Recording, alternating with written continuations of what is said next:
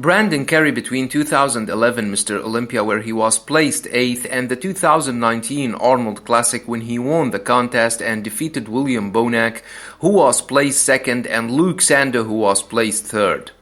The front double biceps shows the size Brandon added to his physique during these 8 years.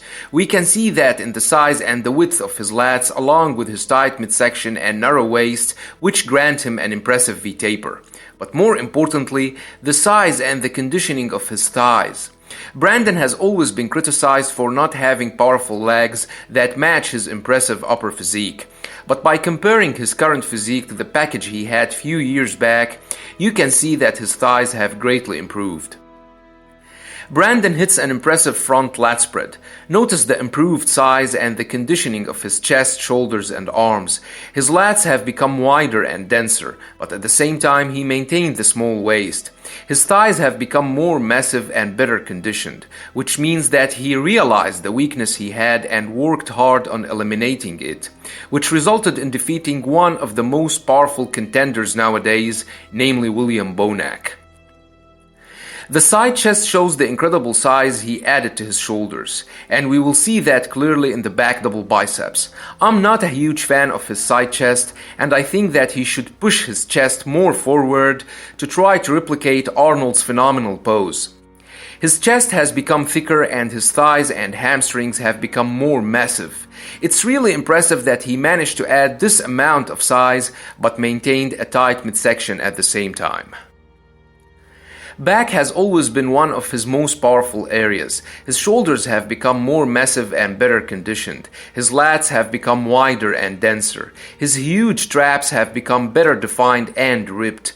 Notice the size he managed to add to his thighs and the improved ripped hamstrings. But I think his calves are among his least impressive areas.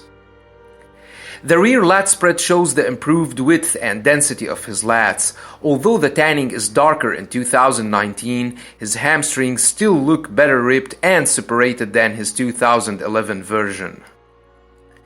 He hits a very impressive side triceps pose with his ripped shoulders, arms, and huge triceps. Notice how denser his chest became and how massive his thighs became, especially the hamstrings area. The abs and thighs shows that he hits an aesthetic pose making use of his symmetrical abs and small waist. It's great that he maintained the small waist despite all the mass he added to his physique. Notice the improved size, density, and width of his lats and the conditioning of his striated quads. The most muscular, which is meant to show the maximum amount of muscularity possible, shows the improved ripped and massive traps, the more massive shoulders, chest, and arms, along with his tight midsection and small waist. His thighs have almost become double in size with his improved hamstrings and well-separated quads. His crab most muscular was phenomenal in 2019, and by comparing it to his pose in 2011, you will realize the great improvement he managed to achieve pretty much everywhere regarding his size and overall conditioning. He has become wider with more huge and defined traps, and his chest has become more massive and striated, all that with maintaining a tight midsection. The balance between his upper and lower parts has improved with the size he managed to add to his thighs. So is Brandon an Olympia winning material? The answer is yes, in my opinion. He already beat William Bonac, who was placed 3rd at the 2017 Mr. Olympia, behind Phil Heath and very powerful Big Ramy. Brandon, however, still needs to work more on his thighs and calves to nail the balance with his incredible upper physique. Aside from that, I don't see why he cannot win the Olympia if he managed to replicate the package he showed at Arnold Classic, but with better thighs and calves.